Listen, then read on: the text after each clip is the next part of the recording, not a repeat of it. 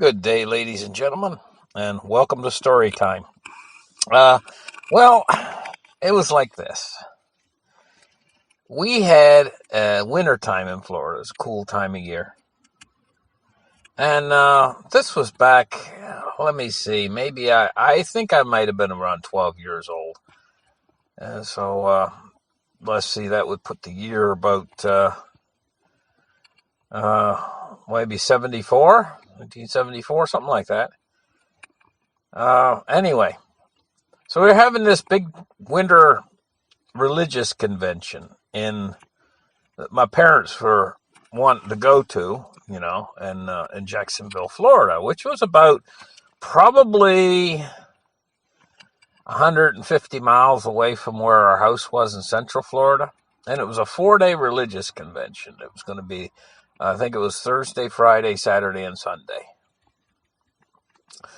So my parents were kind of excited to go. It was going to be like a little mini vacation. That's the way they said it was going to be like anyway. So they took me along, and the three of us went to Jacksonville, Florida, and got a motel or a hotel. I don't know what the difference is. What's the difference between a motel and a hotel?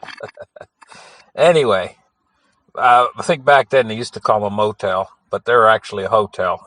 But I think the hotels are the high-story ones that have more than one story, and I think a motel is like just on one. I'm just not exactly sure how that works. So anyway, so we went to Jacksonville. We got a hotel for the 4 days. Now me, sitting at the religious convention, listening to all of this talks, what they call talks. To me, as a child, it was like very, very, very boring. Having to sit there for like 4 hours to a time, And so it was for 4 days. But what I would look forward to, and I think what Pop looked forward to too, because Pop loved to eat, was what they had there. They had this Morrison's buffet, and it wasn't like other Morrison's buffets back in that era. This was a special Morrison's buffet that was like the regular Morrison's, where you'd go down a line, and it was cafeteria style. You'd go down a line, and you'd have trays, and it would have a long benchway there with a lot of foods behind the thing, and they'd ask you what you'd like to have, and then they'd put it on your plate and hand it to you, and you put it on your tray, and then when you're done, you get the bill, and then go to your table. And you would, later when you're done, you'd go and pay when you leave. You take the bill to the pay place. But this was set up a bit different. You go in, and you'd pay one price at the door. And then you'd go in, and there'd be no bill on you when you left. What they would do is you'd go down the line the same way and pick out what foods you want. And they'd put them on your tray.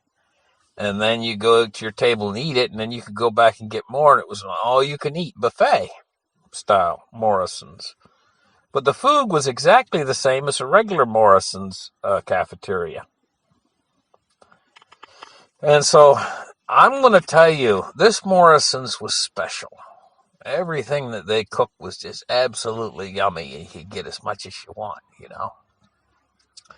So every day, at supper time, after the convention was over, we'd go to Morrison's. So while I was sitting there, listening to all of these talks, which I wasn't really interested in much as a kid, waiting and waiting, sometimes almost falling asleep, I'd be sitting in the chair there and my head would be nodding, and my mother would tap me on the shoulder, wake up. And then I'd be sitting there, and my head would start nodding again, especially in the afternoon, while the sound of the preacher oftentimes would just lull you to sleep anyway. I mean, it was like kind of like they did one of the Bean movies. He was in church, Bean, and basically the sound when he was listening to what the preacher was saying, he was like nodding off to sleep, Mr. Bean.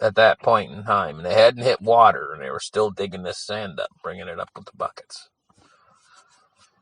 So my dad went over, and he was talking to them for a minute. But I'm going to tell you, standing on the edge of that thing, it was quite impressive what they had done, to tell you the truth. Moved a massive amount of earth, all done by hand. Of course, it was soft. Digging in that soft sand was easy digging and everything. But still, they were probably down over 20 feet deep and still going deeper. And back in those days, when I looked at them doing that, I didn't think about how dangerous it was. Trying to dig down that well, the whole side of that sand could have caved in on them, But they did have it boarded in pretty good. They had built a wooden structure going down as they went along. Every time they went about a foot deeper, they would add boards to the sidewalls and brace it, And so that's probably what kept them safe from the whole thing caving in on them. But anyway, so we went back home again, and that was a year that everything changed in Central Florida. Up until that period in time, there had been massive orange groves all up through around the different counties, like Volusia County, Lake County. Orange groves that stretched as far as the eye could see. Massive and big trees. The trees were, well, if you know how an orange tree grows, it grows more wide than it does high. But these were massive trees because they had stumps, the big, thick, heavy stumps on them, and big, bushy orange. They were beautiful trees. And you could tell that some of the trees were like 30, 40 years old. They were, and grove after grove after grove, as far as the eye could see, And then this big cold front come down. So my pop at that particular time, he was into growing these things called papayas. He had these papaya plants all over the backyard. He had buckets that were left over from the house he had built over Norman Beach.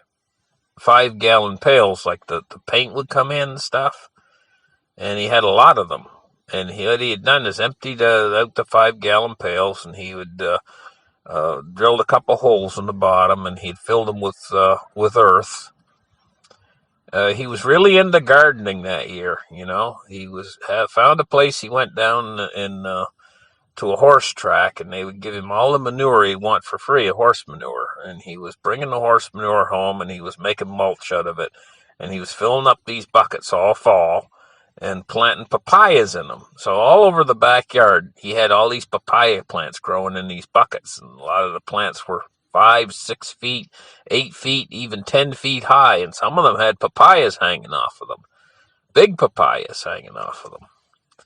So Pop heard that this cold front was coming. A cold snap was coming.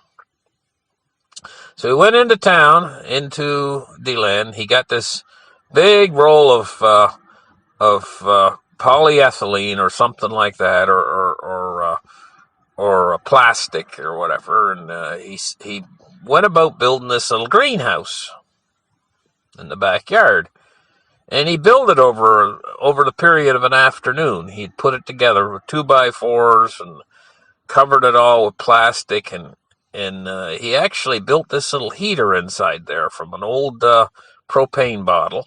He cut the front end of it open, and he put a little hose in there, and he had a little spigot, and he had his used motor oil, and he would turn the spigot off, and he got it set so it would just drip, drip, drip, drip, drip inside the cut-out old propane container that he cut open. A little door on it, and he put that inside the little greenhouse he built. No, it was only about 10 feet square, the little greenhouse he built out of plastic. And he went around the yard, and he took all of his papaya plants, and he put them all inside the little greenhouse. A little plastic door on it and stuff. But, it was it was built quick, and it had a lot of air leaks in it.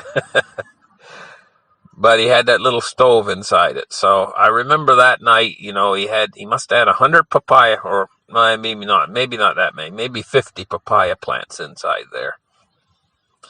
And he started the fire up. He took a little rag and he put it inside the stove he had in there, that drip stove, ran off of oil, and he lit it up. And it actually worked very, very good. He could regulate the oil supply with so just go drip, drip, drip onto the rag inside, and the rag would burn. And so he set it for that night. And the temperature that night, it dropped down to, I think, like 18 degrees for a prolonged period of time that night. Something happened. I think maybe he ran out of oil in his tank or whatever after he went to bed or something like that. But it froze every darn one of his papaya plants and killed them all that night. Pop was furious about it. Can't you grow anything in this country? This is no good. He was all upset and everything else. But I'm going to tell you what, the orange growers were never the same after that frost. That was the hardest frost in Florida that had been seen in like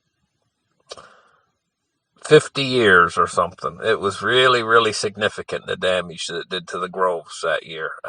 I can't remember exactly what year it was, but it was the end of the groves in Central Florida, basically. I mean, they did come back a little bit, but they lost so many of their orange trees that the big groves, the groves are expansive groves, the groves that went off for miles just in every different direction. A lot of those got burnt out that one night. It got significantly cold enough to kill orange trees, and it was a crying shame that particular night. But the temperature was starting to change back then in the 70s and in the 80s from the way weather cycles were already starting to change somewhat. The Earth was already starting to undergo a change in the weather cycles way back then. And that was something that they didn't get in Central Florida. Up until that period of time was a really hard frost. They got some very, very light frosts that the growers that could fend off the lighter frosts by using smudge pots and things like that. But they had never had a really hard frost with a prolonged period of cold that went down below 20 degrees that would actually kill the orange groves until that particular period in time. And that was a sign of what we're experiencing today with the changes in the weather that we're having. So I hope you guys like my story. Thank you guys for listening to my show. And we'll catch you guys Monday morning. And you guys have a great afternoon. Bye-bye.